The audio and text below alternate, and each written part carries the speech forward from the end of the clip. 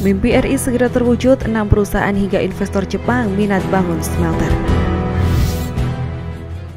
Sudah sejak lama Presiden Joko Widodo mendorong pelaku usaha untuk melakukan penghiliran.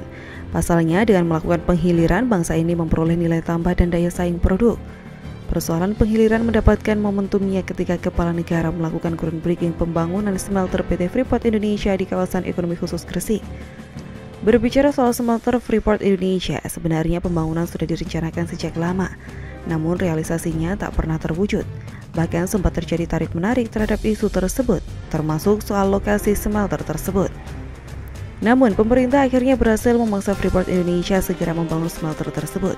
Itu terjadi setelah perusahaan tambang itu berencana memperpanjang izin usahanya.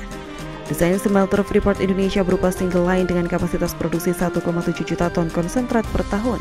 Dari konsentrat itu, smelter itu kemudian menghasilkan 600.000 koper.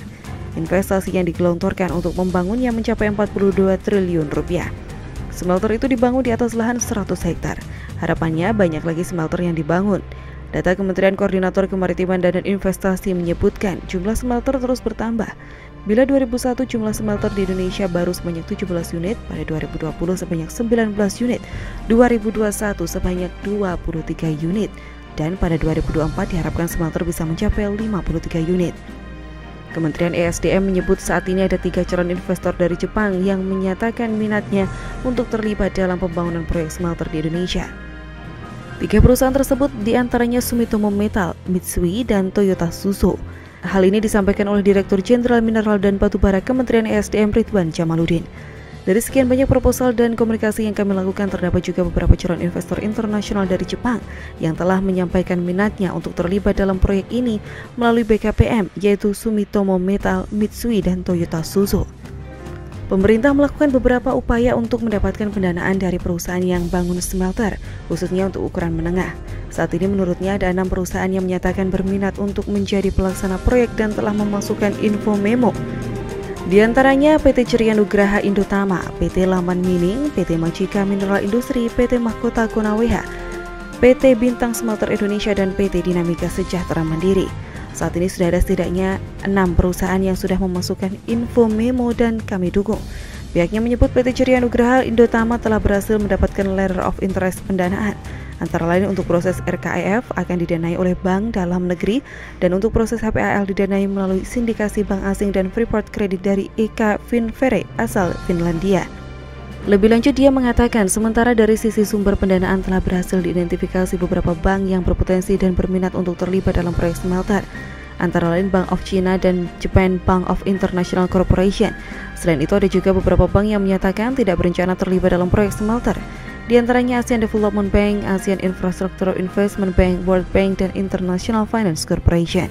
Sehingga berharap bank-bank nasional bantu pendanaan dengan kapasitas nasional antara lain smelter nikel Indonesia. Sebelumnya dalam forum yang sama, dia menyebut bahwa ada 12 perusahaan smelter yang saat ini mengalami kendala pendanaan. Dari 12 smelter tersebut, 8 perusahaan diantaranya adalah smelter nikel. Masalah pendanaan ingin kami laporkan bagaimana kondisi di lapangan. Dana yang dibutuhkan untuk membangun smelter berkisar 4,5 miliar US dollar atau sekitar 63 triliun rupiah. Mengenai hal masalah pendanaan, pemerintah dalam hal ini Kementerian ESDM berupaya mencari solusi, khususnya memberikan dukungan pada perusahaan-perusahaan untuk mendapatkan dukungan pendanaan.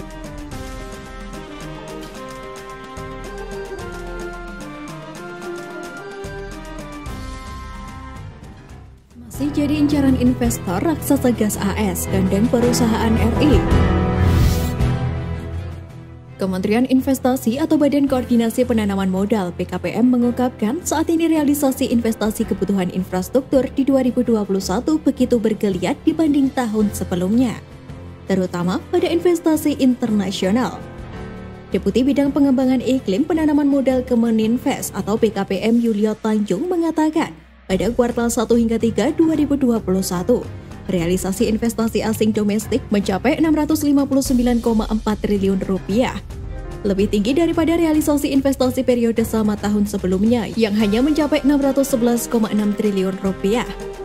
Pihaknya pun optimis keadaan ini bisa terus berlanjut di 2022. Hal ini juga sejalan dengan proyeksi kenaikan total investasi tahun depan yang berada di kisaran 22 hingga 30% year on year. Realisasi investasi ketenaga listrikan sendiri begitu menonjol sepanjang tahun berjalan ini. Investasi di sektor ini bahkan masuk dalam realisasi modal terbesar di 5 sektor. Sebagai informasi, sektor investasi infrastruktur ketenaga listrikan RI sudah beberapa kali mendapat apresiasi dunia internasional.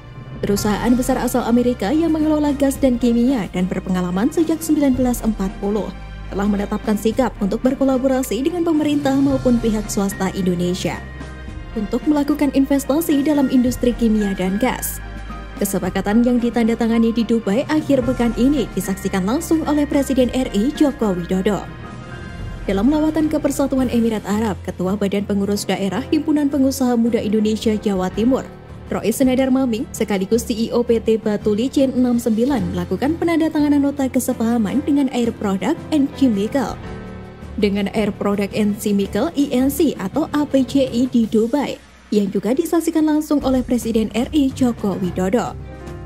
Kesepakatan investasi yang berjangka panjang ini berupa pendirian fasilitas gasifikasi untuk konservasi batu bara yang bernilai rendah menjadi produk kimia bernilai tambah tinggi seperti dimethyl ether atau DME.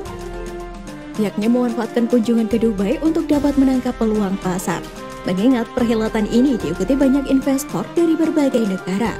Apalagi Dubai adalah hubungan internasional, tersambung ke banyak negara, sehingga bisa dilakukan secara optimal untuk berpeluang mengikuti pelatihan ekspor, dan juga bisnis matching yang akhirnya terjadi kesepakatan atau MOU dengan mitra bisnis di luar negeri.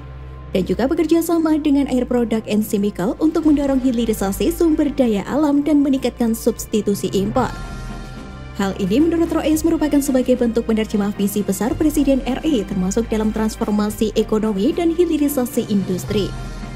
Dalam kesepakatan tersebut, APCI akan melakukan kerjasama dengan pengusaha nasional di beberapa lokasi, seperti Sumatera, Kalimantan, Maluku, dan Papua. Semoga ini menjadi pintu masuk untuk memperkuat ekspor ke berbagai negara. Indonesia optimis bisa menjadi pendorong pemulihan ekonomi yang luar biasa. Selain itu, Rois juga memasarkan berbagai produk unggulan usaha mikro kecil dan menengah atau UMKM Jawa Timur di ajang pameran Dubai Expo 2020. Sejumlah produk dibawa delegasi Himpunan Pengusaha Muda Indonesia Jatim, diantaranya minyak esensial, kopi, dan kemiri. Ini momentum yang luar biasa. Pengusaha muda diajak ke Dubai Expo, ajang promosi terbesar di dunia. Kita memanfaatkan kunjungan ke Dubai untuk mempromosikan UMKM Jatim. Dengan go internasional tentu akan semakin meningkatkan pada pembukaan lapangan kerja dan pengentasan kemiskinan. Air Product and Chemical merupakan perusahaan besar di bidang pengelolaan gas dan kimia asal Amerika Serikat yang telah berdiri sejak 1940. Air Product mengembangkan, membangun, memiliki, dan mengoperasikan beberapa proyek gas industri terbesar di dunia, termasuk proyek gasifikasi yang secara berkelanjutan mengubah sumber daya alam yang melimpah menjadi sintetik natural gas untuk produksi tenaga, bahan bakar, dan bahan kimia bernilai tinggi.